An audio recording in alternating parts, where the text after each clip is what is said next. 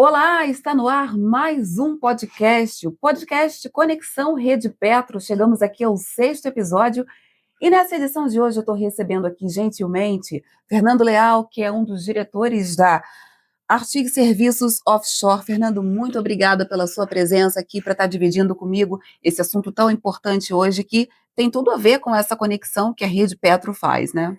Exatamente, eu que agradeço aí o convite da Rede Petro e você por estar me recebendo aqui nessa tarde, né? E espero aí que a gente tenha uma conversa bem interessante, né, a respeito aí de todo esse movimento que está acontecendo hoje, principalmente no segmento de energia, de petróleo e gás. Com certeza teremos, eu tenho certeza que eu tenho aqui ao meu lado um grande especialista que, na verdade, está pronto para dar uma aula aqui para a gente, para explicar para a gente o que é essa questão do offshore e subsea, né? A diferença do que se tem ali nas plataformas, dos físicos, e como é que a tecnologia impacta hoje no seu segmento. Só para a gente começar aqui falando mais da Artig, é uma empresa que está situada hoje em São Gonçalo, mas a história não vem de hoje, a história vem de 12, 13 anos, né, que o Fernando tem essa história, essa construção em sociedade com um grande parceiro também, especialista no setor. Fernando, eu queria que você começasse apresentando para a gente, para os nossos internautas, o que é a Artig hoje. Então, a Artig foi fundada em 2013, né? Era um cenário aí que a gente estava começando a enfrentar a crise relativa a Lava Jato e todo aquele problema político que a gente tinha na época. E acabou que as empresas, que tanto eu como meu sócio Felipe trabalhava, e com relação a essa crise, as empresas não estavam indo tão bem como a gente esperava, e a gente viu que em algum momento a gente teria que tomar ação de procurar outra coisa para fazer, né? Então a gente pensou, por que não a gente não abre uma empresa e tenta criar algo nosso, né? Porque a gente atuava assim, fortemente em cargo de liderança. Então a gente falou, por que não criar algo nosso e buscar os nossos clientes, trazer nossos clientes para nós, né? Eu, pelo menos, tenho aí uma experiência de mais de 20 e poucos anos na área comercial, né? Sim. Tinha uma carteira de cliente muito boa, então a gente resolveu iniciar a empresa, né? Iniciar a empresa, inclusive, numa garagem. Numa garagem? A empresa ela começou literalmente numa garagem. Que ficava onde? Ficava no Gradinho. Justamente, estrategicamente, por conta dos estaleiros que existem ali ou não? Também, né? Proximidade com a BR, proximidade com os estaleiros. A gente estava bem perto de Niterói. Uhum. Então, assim, isso colaborava para a gente ter uma logística mais fácil, né? Então, ali no Gradinho ali é interessante porque ele está ali naquele meio ali, né? No meio do caminho também para Macaé, a gente conseguia acessar rápido Niterói, pegar material no Rio.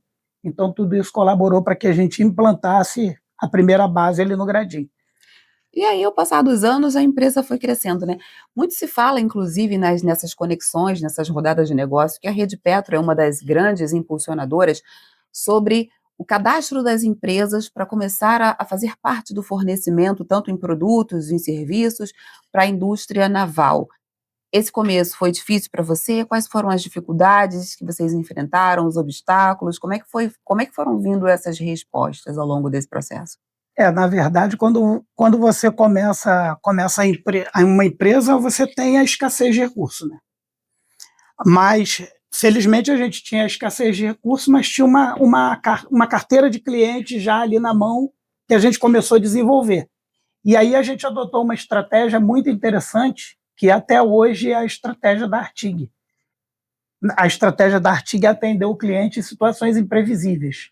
E que situações são essas? Ou seja, a emergência. No segmento de óleo e gás, no segmento offshore, tudo é muito caro. Sim. Então, quando você tem uma parada por um defeito ou por falta de uma peça, isso acaba gerando um impacto muito grande, um impacto operacional muito grande, de muito dinheiro, né? E a gente começou a mergulhar de cabeça nisso, né? A gente montou um sistema de plantão e a gente começou a trazer os clientes para a gente com essa metodologia. Cara, se você tem um problema, a gente resolve. E de prontidão. E de prontidão. Então a gente trabalhava sábado, domingo, feriado, de noite, continuamos até hoje nessa pegada.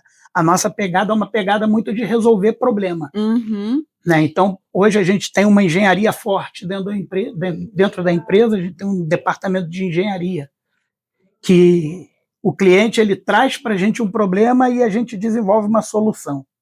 Né? Então, a gente passou de ser um prestador de serviço, que foi o que a gente começou fazendo, e hoje a gente é um prestador de soluções. Prestador de soluções e grandes parceiros, na verdade, né? Grandes Porque parceiros.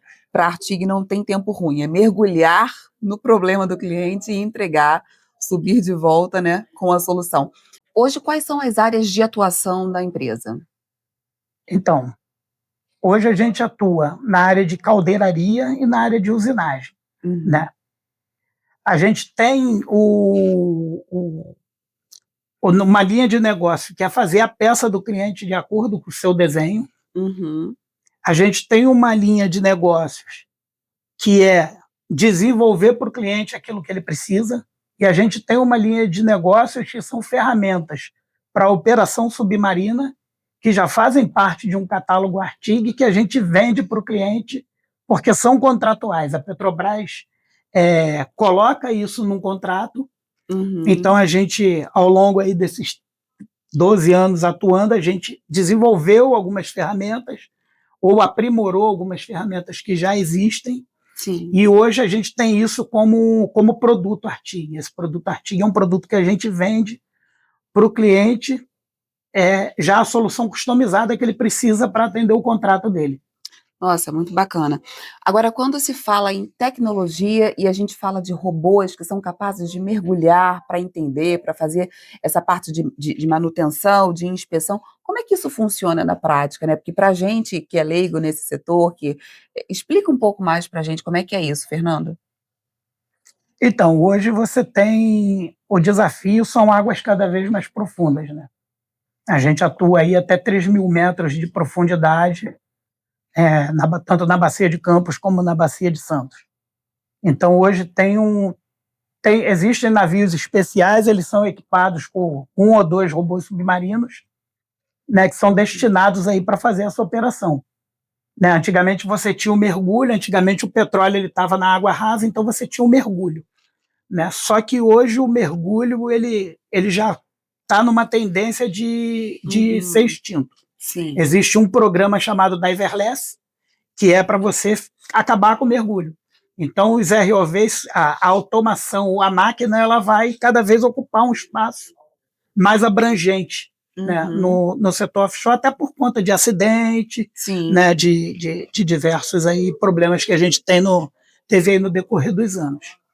Então a gente tem o navio equipado com ROVs, né, são veículos operados remotamente. Você tem um container, uma sala de controle na embarcação, você faz o lançamento desse veículo para dentro da água e ele vai até 3.000 metros de profundidade e ele que vai fazer o papel do ser humano ali, explicando assim de uma forma bem simplificada. Ele vai pegar a ferramenta como se fosse o ser humano e ele vai executar as manutenções, as interligações e as intervenções necessárias para manter o sistema submarino funcionando. Já temos índices de quanto que essas operações com os ROVs reduziram as taxas de incidentes nessas operações marítimas? Ou ainda é cedo para falar sobre? Não, já reduziu muito. Eu vou te dizer que eu posso falar que quase 100% do que se tinha de incidente relacionado ao uso do material humano, eu acho que já reduziu bastante, quase 100%. Certo. Agora, um assunto que a gente não tem como deixar de falar é a inteligência artificial. Isso ainda está em águas rasas relacionados à Artig, mas eu queria saber como é que são as suas expectativas para os próximos anos nessa questão de automação de processos. A IA ela está cada vez mais tomando um espaço cada vez maior, né, quando você fala de tecnologia. Né? Hoje uma coisa que a gente gosta muito na empresa é da tecnologia. A tecnologia ela é legal pra caramba. Né? Então, hoje a gente já tem na empresa lá mais ou menos aí 20 máquinas que elas são máquinas comandadas por computador. Nossa, até as máquinas sendo comandadas pelos computadores. Isso, comandada por computador. O que a gente faz? A gente faz uma programação e aquela programação ela executa a peça. Ela vai usinar a peça ou ela vai cortar a peça de acordo ali com o formato que a gente quer. Super interessante. Já quero conhecer a empresa e a operação. Acho que vale a gente mostrar aqui.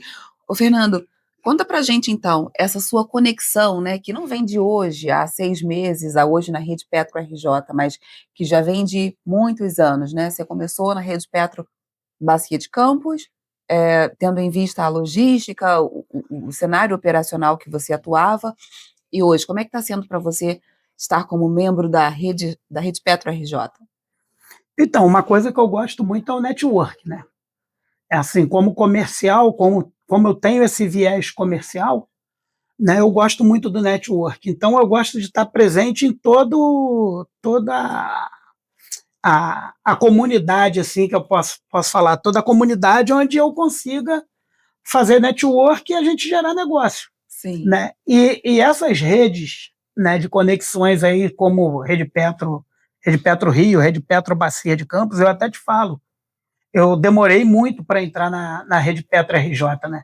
Uhum. Então, assim, eu acho que hoje são grandes fomentadores de negócio, né? Sim. Da gente estar reunido com o nosso cliente para oferecer a nossa solução.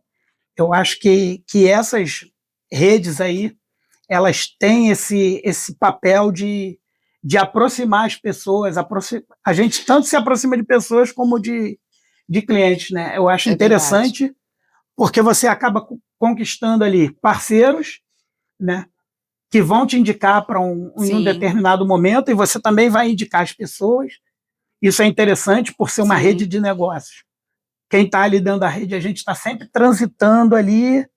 Ah, você conhece alguém que presta tal serviço? Conheço, tem um cara na Rede Petro que ele Uhum. pode te ajudar nessa situação. Isso sempre acontece. Exatamente. E são relações de confianças que vão sendo construídas, né, e que se tem a garantia dessa entrega. É muito importante. E aí, é muito curioso a gente pensar, Fernando, ainda sobre essa questão da IA, sobre essa questão dos projetos 3Ds que são lidos pelas máquinas e dali são direcionados os comandos para que sejam executados, né. Muita gente se pegou perguntando: "Ah, mas com a chegada da IA eu vou perder meu emprego". Teve uma redução significativa nessa questão de mão de obra? Isso encareceu, barateou para vocês enquanto empresa? Como é que foi essa questão e como é que acontece todo esse processo em vias práticas? Na verdade, a mão de obra ela tem se tornado escassa porque se torna uma mão de obra mais qualificada, né? Sim. Hoje, o que acontece? Eu tenho um profissional que ele é um programador, que ele fica lá no terminal dele, ele pega a imagem 3D da peça, coloca dentro do programa e dali ele gera a linguagem para a máquina que vai executar a peça. Isso é um ponto, né? Mas a gente também tem que ter o operador que vai estar ali na máquina acompanhando o processo, né? Porque não é só você colocar o desenho Uhum. e deixar acontecer, né? O operador ele precisa fazer o setup da máquina para que ela funcione corretamente. Uhum. Então, isso é um ponto. A mão de obra, ela hoje se torna uma mão de obra mais qualificada, Certo. né? Aí a gente já começa a ver o ponto da IA, né? Por quê? Porque hoje você tem uma escassez muito grande de mão de obra e esse processo manual que é feito hoje, isso já começa a tomar um formato de automação pela IA, né? Com o uso de nuvem por pontas, por uso de sistemas Uhum. automatizados que fazem o zeramento da peça. Então, assim, a gente está começando a ter aí. Eu até brinquei essa semana com o Sim. fornecedor. É a revolução das máquinas. É, o que a gente via nos filmes de Chaplin, hoje é vida real. Exatamente. Então a gente está começando a ter a revolução das máquinas. A gente tem fornecedor hoje que trabalha com fábrica apagada, Uhum. O que né? seria isso, fábrica apagada? Fábrica apagada é o seguinte: a máquina trabalha sozinha dentro da fábrica quase em 100% do processo. E o gerenciamento humano disso é quase nulo? É o cara que fica lá na sala de controle só observando, né? Nós temos fábricas aí no Japão, fábricas na Alemanha, em Singapura, que são fábricas que trabalham, que é a indústria 5.0, né? Fábrica apagada. Então a máquina ela faz sozinha. A máquina que constrói a minha máquina hoje, ela é fábrica apagada. É muito interessante pensar nisso, porque eram coisas há alguns anos inimagináveis. Eu desconhecia esse termo aqui, indústria 5.0, né? Já é um passo à frente da 4.0. Já anota aí para você não esquecer isso, porque isso vai ser assunto para muitos outros desdobramentos que eu quero ter com você aqui, Fernando. Vamos aprofundar mais nisso. Falando agora sobre dificuldades e facilitadores que se tem dentro desse mercado, como é que você enxerga essa questão? O advento da informação, isso foi algo assim que eu acho que foi um divisor de águas, principalmente para a área metalúrgica, né? Porque antigamente a nossa informação estava no livro. Sim. Né? Então, hoje você abre ali no Google qualquer assunto que você pergunte, e a gente ainda vai mais além do Google, né? Hoje a gente vai tem no chat GPT? a gente vai no chat GPT. É verdade. Né? A gente vai no chat GPT, ele te diz tudo o que você quer saber. Então, hoje a gente não tem mais motivo para dizer que eu não sabia eu não sabia. Sim. O eu não sabia acabou. Você tem que ter pelo menos um mínimo de conhecimento a respeito daquilo que você tem disponível na internet. Exatamente. Isso aí foi um facilitador, algo assim que a evolução, a modernidade, a informação, a tecnologia de informação, isso daí foi algo assim que eu acho que é a facilidade que você aprende as coisas, e isso foi algo assim que foi um divisor de águas tremendo para a gente. É verdade. Né? Porque hoje a gente consegue pesquisar tudo na internet e isso te abastece de ideias. E otimiza também os processos, né? Encurta o tempo entre as pessoas, isso aí é inquestionável.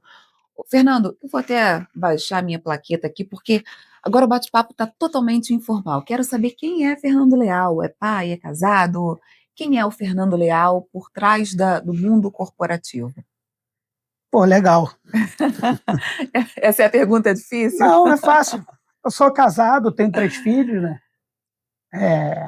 Já sou casado há 24 anos. Né? Gosto de estar no meio da natureza.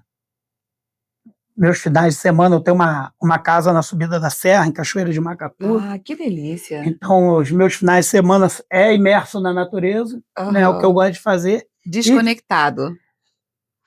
Nem tão desconectado assim, ninguém consegue ficar 100% desconectado hoje em dia, né? É verdade. Mas, assim, gosto também de pescar, de ter minhas atividades no mar, eu gosto bastante do mar, é bem interessante porque eu gosto do mar e gosto do mar. Né? Então não distancia tanto assim do trabalho. E o Rio de Janeiro é ótimo. O Rio de Janeiro é ótimo para mim por causa disso, né? Porque o Rio de Janeiro é maravilhoso, né? Sim, você tem mar e serra, né? Tudo muito pertinho, né? A gente tem uma riqueza muito grande aqui. Então, assim, E eu gosto de estar em família, não sou aquele camarada assim muito vamos dizer assim, farrista. Gosto de estar em casa. Os filhos hoje, vocês conversam bastante sobre sucessão empresarial, as crianças já estão ali inteiradas sobre o negócio, que é o futuro, né? O futuro do Brasil, essa questão do naval, principalmente nos dias de hoje, que se vê um grande potencial de fomento de negócios dentro do setor naval. Como é que é isso? Você tenta trazer os filhos hoje para mergulhar mais no seu setor ou cada um está mais para os seus caminhos? Não, meus filhos já estão inseridos dentro da empresa. Né, eu tenho uma filha que trabalha na área de qualidade, na parte de documentação. Tenho um filho que está comigo no comercial. E tenho o outro que é o mais novo, que ele está, por enquanto, na parte de mecânica. Né? Para aprender, eu acho que tem que aprender no chão de fábrica. É verdade. Como que o negócio funciona. É verdade. E que sorte, né? Por ter você como pai, como precursor do negócio, porque talvez você não tivesse tido um pai que te inseriu no mercado logo assim de cara, você teve que ir abrindo portas, buscando os próprios caminhos, então os filhos já chegarem de portas abertas para mergulhar nesse universo comercial, que é infinito, né, de águas profundas, uma carreira promissora hoje, né? É uma carreira promissora, né? A gente não sabe o dia de amanhã, né? E principalmente quando a gente fala de Brasil, a gente prever futuro no Brasil é algo Muito bastante, difícil. bastante complexo. Mas acho que em todo mundo, né, não tem É, muito como prever, mas eu acho que se soubermos o caminho de como fazer o empresarial da maneira correta, caminhos, soluções podem ser buscadas numa emergência, como foi o seu caso, né, que acabou encontrando através da Artiga essa solução inteligente. na verdade, a minha emergência deu muito certo. Pois Eu é. costumo falar que a Artiga deu muito certo porque a gente só cresceu nos últimos anos. Nossa Uhum. empresa na pandemia trabalhava 24 horas por dia. Enquanto muitos fechavam as E portas, as pessoas com medo, outros negócios decolaram. a gente teve nossa principal propulsão, a gente pegou o maior fôlego na pandemia. Né? Foi quando a gente entrou com o nosso, até que é o nosso slogan, que é inovação e qualidade. Né? A Sim. gente começou num processo de inovação muito grande durante a pandemia, né? A automação, a compra de máquinas computadorizadas, isso tudo Uhum. começou na pandemia. Nossa, muito interessante.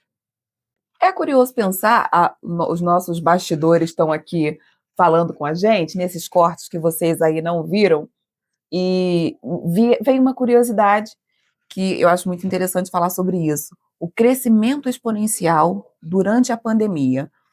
Como é que foi isso? Por quê? O que que teve de tão interessante que proporcionou essa escalada? Então, o que proporcionou essa escalada foi uma coisa chamada responsabilidade. Porque a gente estava num momento muito delicado, então eu tive que chamar a equipe e falar, pessoal, olha só, a gente está num momento delicado, a gente está numa situação desconhecida que ninguém sabe o que está acontecendo, mas a gente sabe que é uma epidemia. Então a gente precisa se resguardar desse vírus, Sim. né? E a gente precisa fazer o nosso caminho de casa para o trabalho, do trabalho para casa, usar máscara, usar álcool em gel, adotar todas as precauções que as autoridades estão colocando à disposição para a gente Uhum. conseguir é, é, Passar por prosseguir com a essa, né? empresa. Prosseguir Sim, com a empresa, porque não, eu falei, pessoal, gente, não é interessante todo mundo ficar desempregado agora. exatamente. Não é o momento para ninguém ficar desempregado, não é o momento de ficar da economia parar de girar. Então a gente precisa continuar o nosso trabalho, a gente precisa continuar trabalhando, né? E graças a Deus eu tive uma aderência do time que a gente conseguiu passar pela pandemia. E bom, não sei se isso é bom ou ruim, para mim foi bom, né? Várias empresas concorrentes estavam fechando as portas. Nossa, é muito complicado. Então, assim, quem teve esse feeling de chamar essa responsabilidade e de continuar, Uhum, surfou na crista dessa onda aí que eu estou falando para vocês, sim. né? Agora, expectativas para 2026 no mundo empresarial. O que que você pretende? Para onde a Artig pretende chegar? Onde você ainda não conseguiu entrar? O que que você espera? Crescimento de colaboradores, expansão para novas áreas? O que que a gente pode dizer hoje? Para 2026 agora a gente tem um desafio muito grande relativo à mão de obra. Mão de obra? Mão de obra. Então eu tenho conversado muito com a Firjan porque a mão de obra ela está muito escassa. Está uma Uhum, escassez de mão de obra. Em algumas áreas, como a área de caldeiraria, sim. né, não tem profissional. Isso aí é um problema que é recorrente não só para Rio de Janeiro. Eu tive agora recentemente em Juiz de Fora, numa grande metalúrgica que fez um trabalho para mim específico. Uhum. E o cara também falou comigo, gente, olha só, meu problema aqui é a mão de obra. A gente está automatizando a fábrica toda para cada vez mais a gente reduzir a mão de obra, mas o pouco que a gente precisa a gente não encontra. Na verdade, está tendo um êxodo da juventude da área industrial. Esse inclusive foi um assunto muito falado no último encontro que tivemos aqui em Niterói Energy, promovido também pela Rede Petro, onde uma das diretoras da Firjan falou sobre essa questão. Os jovens hoje não têm interesse pela capacitação e o ingresso na área, né? O que dificulta muito, porque a mão de obra vai envelhecendo e Muitas, inclusive, não chegam a acompanhar a velocidade da tecnologia para operar de forma mais otimizada, inclusive com a operação de IA, e aí os recursos ficam bem precários, né? Tá se pensa embora o governo hoje já pense soluções para isso, de oferecer capacitação a custo zero praticamente, mas como é que você enxerga essa questão? Eu acho que a gente tem que incentivar o jovem, né? O, a inter, a, eu sei, eu falo isso porque eu tenho um filho jovem, né? E eu sei que a internet ela é um motivador para que os jovens não busquem essa área, A a área internet tem industrial, um né? modelo muito cruel de ascensão rápida através da autoexposição, isso às vezes pode acabar tirando o foco, né? Isso tira o foco da. Eu costumo falar que isso tira o foco da molecada, né? É. Na nossa época, na minha época, né? Quando eu estudava, o que a gente tinha era ir para o Senai fazer curso. É, Henrique Lage, né? Colégio Era Pedro Pedro II, II para carreira militar, sim. Henrique Lage para você ter uma formação profissional, aí ia para o Senai, É, né? então Aí os jovens estavam fazendo bombeiro mirim, mecânico hidráulico, hoje em dia é quase raro ver, né? é quase raro ver. E uma coisa interessante, eu conversei com o diretor do Senai de São Gonçalo, da Firjan de São Gonçalo essa semana, ele falou que quem faz curso desaparece. Quando eles chamam para alguma oportunidade, para direcionar para alguma empresa, parece que Ué, mas o que que acontece? Para onde vão essas pessoas? não, parece que faz o curso, aí quando vê como que é o processo, desiste. É complicado Isso é complicado. demais. Então, acho que o grande desafio vai ser a gente repor nos próximos anos, vai ser a gente conseguir fazer essa conciliação de demanda com mão de obra. É isso, tá aí o desafio. E que eu tenho certeza que a Artigo vai passar muito bem por isso. Hoje são 130 funcionários, uma empresa que eu gostaria que você trouxesse mais para a gente da sua missão, os valores, essa construção, né, que vem acontecendo ao longo de todos esses anos. Afinal de contas, o capital mais valioso ainda é o capital humano, apesar das máquinas serem ali as aliadas de quem sabe conduzi-las, mas como é que é isso para vocês, esses valores mais pessoais dentro da empresa?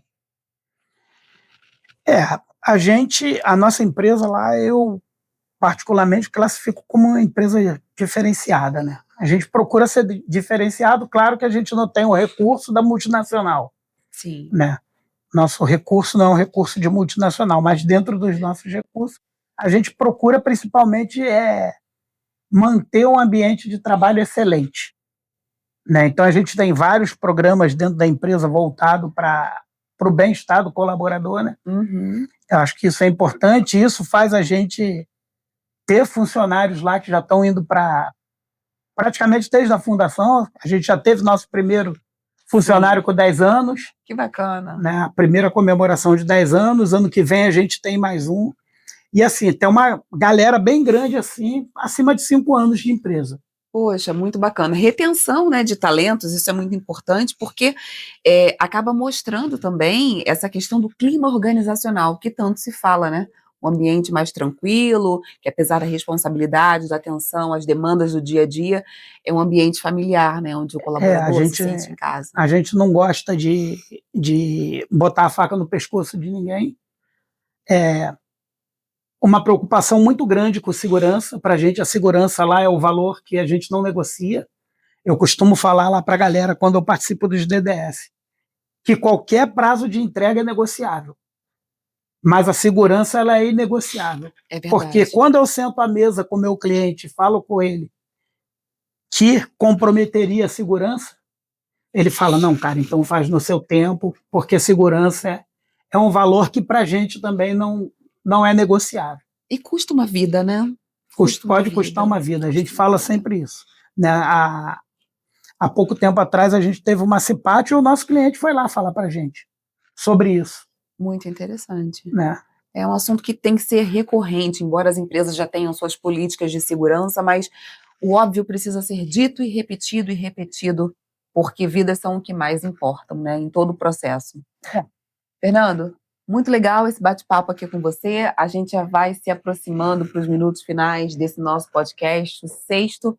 Mas já quero deixar aqui um convite para que você possa voltar neste podcast aqui, para que a gente possa trazer outras temáticas. E você que está assistindo a gente aí, se tiver dúvidas a respeito do setor Subsia, se você quiser saber, se aprofundar mais, já deixa aqui para a gente nos comentários.